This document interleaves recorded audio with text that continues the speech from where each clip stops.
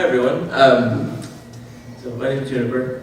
Thank you so much. I am honored, humbled, and incredibly proud to have been selected for the second class of the MHS Distinguished Alumni.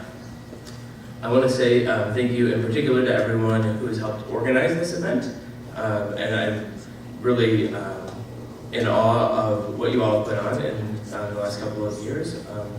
In particular, Dr. Gerard, Dr. Myers, and also Dr. Kroll have been putting together a really great weekend. I've tried to immerse myself all weekend in everything since I've just been back in town, and it's been really great to see how the community is continuing to develop and where the school is. So thank you very much for a great weekend. I would also like to thank, obviously, all the educators, the teachers, the coaches, the mentors, the colleagues, and the students and teammates that have contributed to my education from before I was at MHS, while I was at MHS, and after I was at MHS. As a researcher and academic scientist, I am basically a lifelong student and have committed my entire career to continual education of myself and education of others. And so the 4 years that I spent at MHS in particular were quite transformative and indelible in my educational journey, and in particular looking back now, 16 years later, and thinking about where I am now and where I've gone over those 16 years, how important the 4 years that I spent at MHS in particular were for where I am now and where I'm going to be going, which I'm really excited about. So from, in thinking back on the time that I spent at MHS, like from designing my first ever ecology experiment in Mrs. O'Toole's biology class, when my mom took me out to a pond to get pond water and we introduced fish to these different jugs. And it was like, this is what I do professionally now. Like 16 years later, like I don't really get to do that anymore, just analyze the data, but like this is the same kind of stuff that I get to work on now in my career. And thinking about Mrs. Dowell's incredible calculus class and like really understanding and engaging with and loving math in a way that was like relevant to me. And like I'm the worst person ever for a young person to ask like, when am I ever going to use calculus in my daily life? Because like I do calculus all the time, right? And so like the teachers that I had at MHS instilled in me very specific skills and like interests, but they also were really great role models, and in particular for me as a young woman, even though other people didn't see me that way, in particular seeing female STEM teachers being amazing and connecting with students was like incredibly transformative. And speaking of strong female role models, in preparing for this speech, I was thinking a lot about like what kind of qualities and like things are really important to me about like the time that I spent at MHS, and in particular the words of the feminist philosopher of our time, Gillian Anderson, said, just remember, you can do anything you set your mind to, but it takes action, perseverance, and facing your fears. And indeed, we've heard a number of people talk about perseverance and the idea of perseverance, and like, surprise, I'm 3/4 of the way down the list, and I'm like the fourth person who's gonna be talking about ever forward, onward, always, right? Like, it never gets old, right? And like it's in my brain, but it's also like it's true and it's like real. And I learned it in spades at MHS, not just in the classroom, like through like learning experiences and stuff, like in the formal sort of sense, but also on the mat and in the field, around the field. I play football and. Learning perseverance. MHS football is a great way to learn perseverance. And I've been 4 years into it, and still finishing it at the end of 4 years, and like still being proud about what I did, and having coaches that are proud of what we did, even though it fucking sucked. It's so great to see that. And it's like,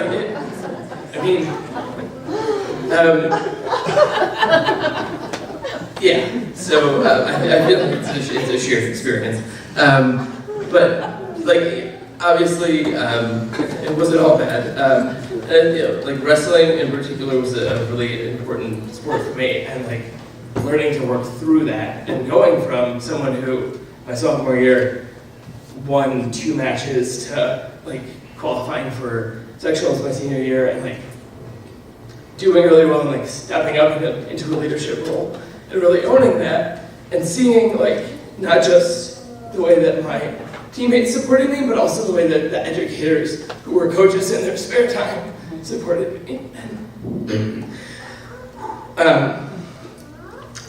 It's still really important to me, and it's not just like retrospectively looking back important to me, it's important to me in my like life right now.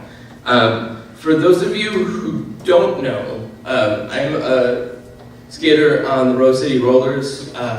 We are currently the number 2 ranked team in the world in the Women's Flat Track Derby Association in a very highly competitive sport called roller derby. We won the championship 2 years ago and the year before, but we lost it last year. And in a month and a half, we are going to hopefully get our trophy back and prevail against a pretty tough set of opponents. But I've been able to climb through my career playing roller derby over the last 6 years, through the ranks, so to speak, from team to team, and working my way up through teams as I've moved for work things and stuff like that, working my way up on rosters and on charters and getting playtime, and really seeing the success of my perseverance on the track. And certainly hearing, like, you know, there's certain things like the fight song that kind of get stuck in your head, and there's voices of coaches from MHS that are stuck in my head that will never get out of my head. You screaming the word Purdue is a joke between me and my brother, but it's something that like I always carry with me, and like the support of the coaches at MHS were pretty fantastic and are still continuing to be great. I mean, like, you still ask my brother how I'm doing and check in on me, and like that's really amazing to know that you know that the community that supported me then supports me now, and like I see that through this as well, and it's like it's really fantastic because in thinking about what perseverance really means, it's not like a solo activity that's done in a vacuum without anybody else. It's a personal manifestation of a community, right? Of coaches and teammates, of educators and students all working together, and somebody actually doing the thing, but it's through with a lot of support. And I feel like that has been certainly true in my athletic career, as well as in my scientific career. And so like in an educational space, after being at MHS, I went, moved all over the country and done a lot of different research projects, and have earned a PhD in ecology and evolutionary biology, and worked in academic and nonprofit spaces, and then as a postdoc, and then worked in some consulting spaces, and have dabbled a bit at some, trying to figure out exactly where my path in life is going. And in 2015, through a set of circumstances that had sort of happened, I made the decision, and it was very much a life YOLO moment, to create a company and to begin consulting on my own, and be my own boss and figure out what I was going to do with my life, and really control the science that I got to do. And I've been doing that for the past couple of years now, and it's been really great, and it's been incredibly trying.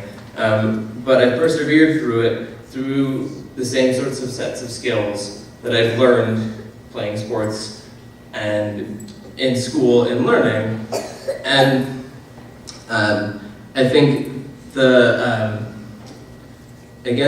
idea of perseverance being a community action and not just a single person doing a thing, I would not have been able to create a company and do science research on my own, right? And I work with a number of people in my life on a regular basis, scientific collaborators, but also people that do other kinds of aspects of my business that I contract with. And in order for me to be able to establish myself as a company and begin to chart a new course for what it looks like to be a data scientist, and to be a young woman in STEM in this economy that we're in now, and like being a potential mentor to a number of people. I have a lot of people in my corner and at my back that I feel like an immense amount of support through.